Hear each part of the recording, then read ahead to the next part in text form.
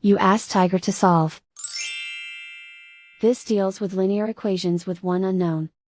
The final result is x equals -4/3. Let's solve it step by step.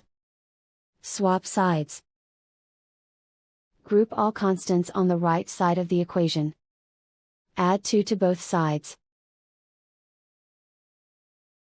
Simplify the arithmetic.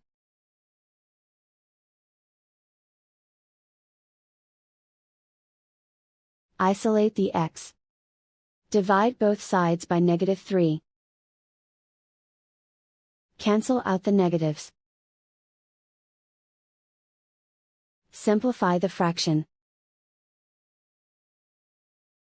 Move the negative sign from the denominator to the numerator.